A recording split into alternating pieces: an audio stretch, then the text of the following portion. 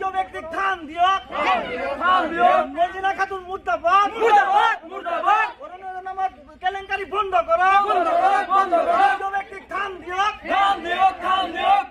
মর্জিনা মুর্দাবাদ মর্জিনা মুর্দাবাদ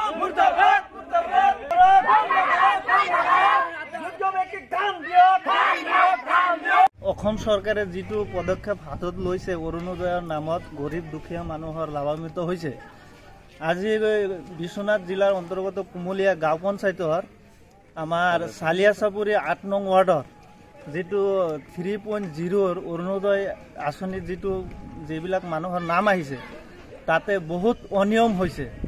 আজি আমাৰ ৮ নং ৱাৰ্ডৰ বুথ প্ৰেচিডেণ্টে কেইজনমান মানুহ খাংগু পাংগু লগত লৈ আপোনাৰ এইটো যিটো লিষ্ট বনাইছে তাৰে বহুত মানে পাবলগীয়া মানুহ নহয় তাত এইটো লিষ্টত অন্তৰ্ভুক্ত হৈছে। এতিয়া আপুনি চাওক ইয়াত এইটো চকু নথকা মানুহ দুখীয়া মানুহ তেওঁ এই অৰুণোদয় পাব লাগে কিন্তু তেওঁ আজি পোৱা নাই। তেনেকুৱা আৰু মানুহ আছে কথা ক'ব নোৱাৰে বিশেষভাৱে অক্ষম তাৰমানে সিও পোৱা নাই।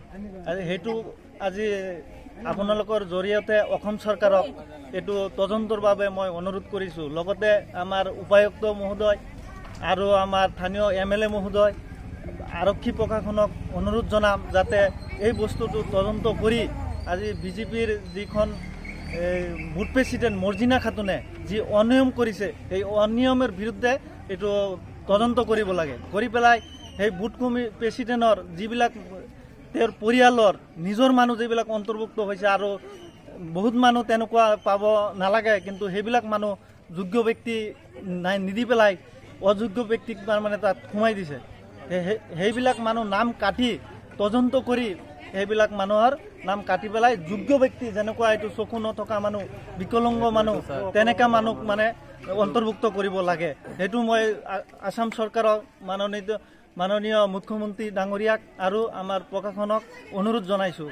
আমি পোৱা নাই, আমি এবাৰ নহয় 3বাৰ আমি ফৰ্ম ফিল আপ কৰিছোঁ তথাপি আমাক নিদিয়ে।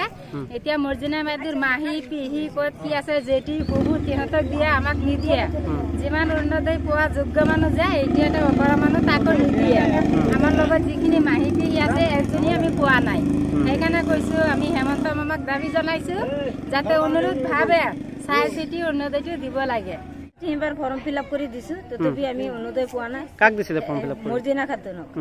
এতিয়া মৰ্জিনা খাতুন পইচা পাতিও লৈছে। কিমান লৈছে? 1000 কৰি।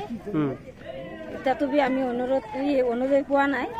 এতিয়া আমি মুখ্যমন্ত্ৰীক অনুৰোধ জনাইছোঁ আমাৰ এই অৰুণোদয়টো চাই চিতি দিব লাগে। আমাৰ অৰুণোদয়টো আমি পোৱাই নাই। আমি ফৰ্ম ফিল আপ কৰিছোঁ 3-4টা কিন্তু আমাৰ পৰা 500-600 টকা লৈছে এটা ফৰ্মত। কোনে লৈছে? মৰ্জিনা বেগমে। কোন হয় মৰ্জিনা বেগম? এইটো আমাৰ ঘৰৰ ওচৰতে তাৰমানে এইটো ইয়াৰ হয় বিজেপিৰ মানুহ হয়। কিমানকে লৈছে? 4-500কে লৈছে। চবৰ পৰা লৈছে? চবৰ পৰা। আৰু আমাৰ আৰু কাৰোবাৰ 1000 টকাও লৈছে কিন্তু আমাৰ এতিয়ালৈকে অৰুণোদয় পোৱাই নাই।